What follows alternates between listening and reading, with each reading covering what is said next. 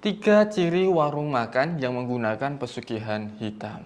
Yang pertama, dia tidak memiliki anak atau keturunan. Yang kedua, tempat usahanya ramainya tidak wajar sehingga menutup tempat usaha di sekitarnya.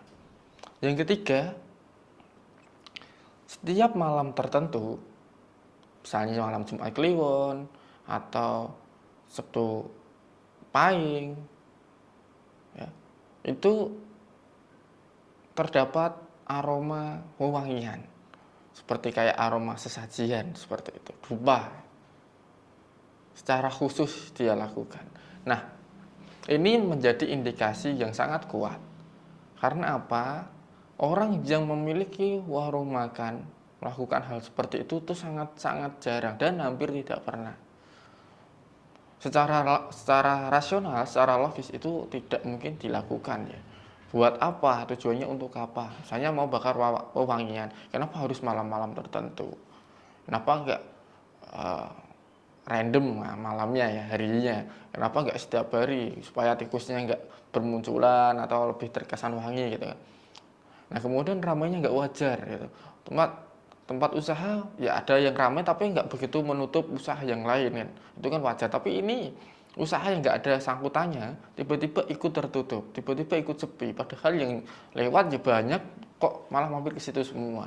Terus seakan-akan ini ada hal lain yang mengganggu gitu kan.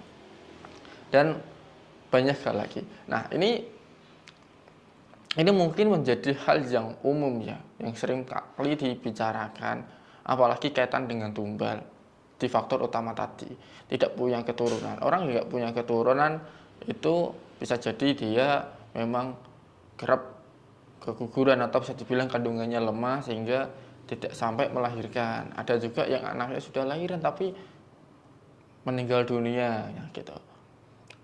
Nah, ini sangat-sangat jelas.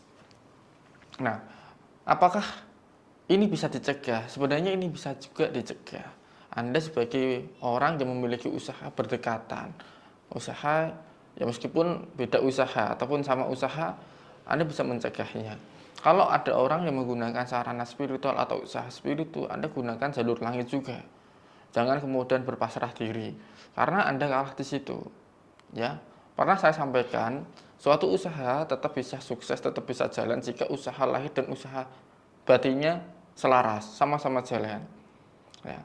Hal ini Anda kalah di usaha batin. Jadi apa yang perlu dilakukan? Anda perlu menguatkan usaha batin Anda, baik melalui doa, wirid, memperbanyak ibadah, ya, di tempat usaha Anda, banyak sholawat gitu. Kadang orang yang malas, Mas saya malas kok Mas, kerap lupa gitu ya. Tipikal orangnya kan acuh tak acuh saya Mas. Ada yang bilang seperti itu kan. Alangkah baiknya Anda pasrahkan saja kepada orang yang memang berfokus pada bedanya, ke tokoh spiritual, ke guru spiritual, sehingga Anda bisa fokus di masalah usaha lahirnya. Anda dapat berkonsultasi dengan saya untuk mengatasi masalah-masalah spiritual terkait dengan gangguan sihir di tempat usaha Anda, cara melariskan dagang dan lain sebagainya. Kerap kali saya juga sampaikan, untuk berkonsultasi Anda bisa klik link di bio. Di situ ada kontak yang tersedia dan juga nomor yang Anda langsung bisa klik di situ dan bisa terhubung dengan saya secara langsung.